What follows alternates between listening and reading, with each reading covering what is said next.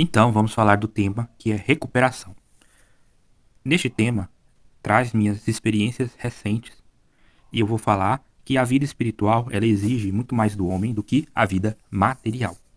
Eu acabei de passar por certa prova, uma prova real, e acabei saindo como derrotado. Porém, isso não é a total realidade. E por causa deste trauma é preciso que eu me recupere. O comportamento humano ele é variável de acordo com a situação, mas existem certos padrões no comportamento humano. E aqui a gente está falando do comportamento diante de frustrações. E o que eu estou passando se assemelha a um pequeno luto, onde eu não me sinto da melhor forma ou não tive o resultado que eu queria. Mas não há motivo justo nessa batalha para eu me sentir derrubado ou recaído, destruído. Muito pelo contrário, é um momento que eu devo erguer a cabeça, porque se eu caí de uma maneira que eu tenho como me defender e me sair muito bem diante da situação.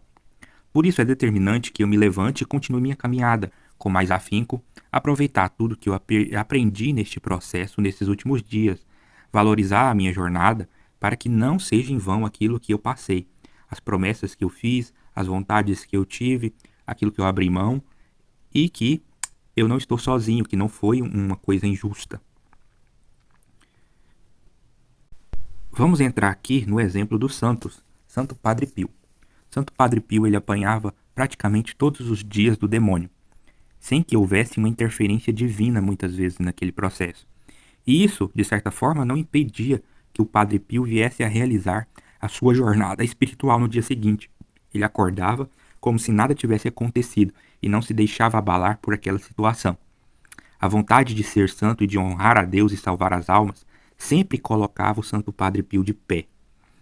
Se ele fosse parar um dia sequer, já seria um grande motivo suficiente de alegria para Satanás, porque um dia que ele gastasse para se recuperar, muitas almas que poderiam ser salvas ou seriam salvas por ele, teriam deixado de receber a misericórdia de Deus.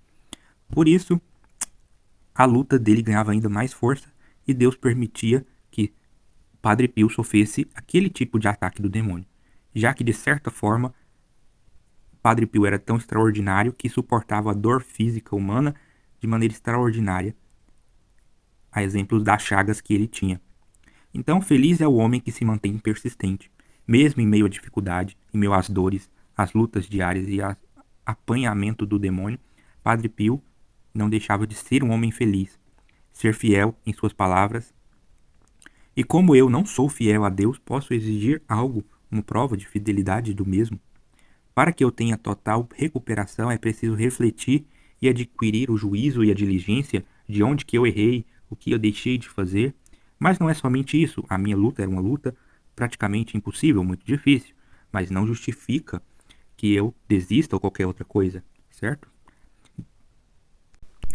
Então, continuando e voltando ao assunto do Santo Padre Pio, as dores dele não se limitavam às agressões do demônio, mas também nas chagas de Cristo.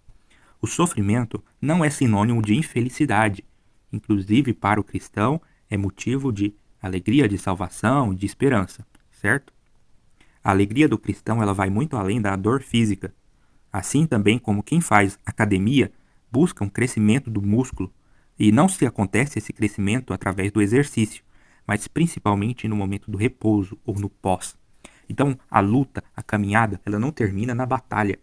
Então, o cristão tem continuidade de crescimento e amadurecimento na hora de refletir, na pós-guerra, na pós-batalha.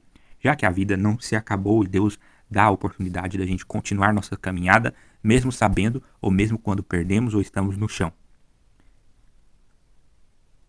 Por isso, após um exercício físico, é necessário que o corpo humano sofra reajuste para que ele se recupere.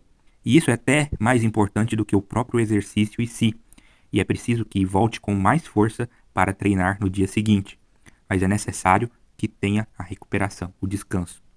E disso que estamos falando, do reajuste que acontece no sangue, nos hormônios, no nutriente, na reserva proteica, no nível de carboidrato. Então, o ser humano tem a capacidade de se recuperar, tem no seu próprio corpo o mecanismo capaz de fazê-lo ganhar força. E é preciso colocar esses mecanismos para agir para que o ganho venha de verdade, certo?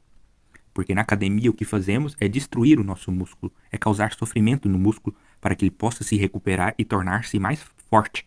E nas práticas, tanto nos hábitos saudáveis do dia a dia, como os hábitos saudáveis na vida espiritual, tudo é preciso prática, persistência, diligência para poder alcançar o crescimento. Então, se tudo for bem alavancado e engrenado, o corpo humano se torna uma máquina plena em seu total funcionamento. Na vida espiritual, também não é diferente, pois se eu não colocar a cabeça no lugar, a minha mente no lugar, meu espírito no lugar, o efeito rebote vai ser muito pior. Então, se eu me deixar abalar, se eu me deixar levar pelo sentimento negativo, pela emoção negativa momentânea que qualquer um pode passar, eu vou me enfraquecer espiritualmente. Ou seja, algo que poderia ser usado por uma graça, por um bem maior, para o meu próprio bem, para o meu crescimento e maturidade, uma pessoa mais experiente, pode se tornar algo maléfico, como algo que é usado de mau jeito, de mau uso, certo? Então algo bom pode se tornar ruim nas mãos ou da pessoa que não sabe usar as oportunidades que lhe chega. E isso causa um choque de realidade material esplêndido no espírito.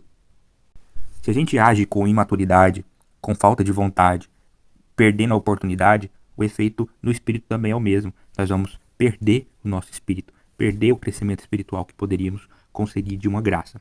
Talvez os ingredientes que me faltaram no meu preparo era experiência, era poder criar uma nova estratégia, aprender algo novo, ter uma forma diferente de pensar e não só de maneira isolada dentro do meu próprio pensamento. Então, o meu conselho para mim mesmo é colocar a cabeça no lugar, focar ainda mais da minha luta que não se acabou e ver o lado bom das coisas, da corrente que se desprendeu, pois eu estou mais livre, porém não estou satisfeito e tenho muito o que aprender, muito o que fazer, muitos novos desafios virão. E feliz com a dor que eu senti e por ter suportado e por ter a capacidade de me tornar mais forte, por ter agido diferente de quando eu agia, como eu agia no passado. Outras vezes tive frustrações bem semelhantes e a maneira que eu tinha era recorrer ao pecado, era tentar desestressar de outra forma, e isso me fez ver o quanto eu estou diferente atualmente, porque eu busco mais força espiritual e não tentar resolver tudo com minhas próprias mãos. Então, eu preciso evoluir tudo o que eu aprendi, colocar em prática novas técnicas, ter novos pensamentos e buscar mais forças para lutar, chegar próximo da hora do combate mais preparado. E também buscar o caminho que Deus me preparou, ou que Ele tenha me preparado. Afinal de contas, não vai ser as provas que vai determinar quem eu sou. A habilidade de algumas pessoas não está congelada a seguir o caminho dos outros. Tem pessoas que só vão prosperar, só vão ter algum retorno quando sair fora da caixa e deixar de ser do padrão comum, fazer o que os outros fazem. E provavelmente esta pessoa vai ter ainda mais sucesso do que aquele que seguiu a manada. Por isso que eu digo que em um mercado super competitivo, alguns terão meios não habituais para encontrar destaque e assim ter maior reconhecimento. O Deus meu entende a minha dor, assim como eu entendo o motivo pelo qual eu não consegui desta vez. Por isso, eu verei, novas oportunidades terão, e eu não tenho que me preocupar. Eu tenho que buscar aquilo que me completa e me faça feliz, mas segundo a vontade de Deus. Se a vontade de Deus foi em me frustrar, eu devo aceitá-la com maior graça e buscar crescimento naquilo que Deus me propôs.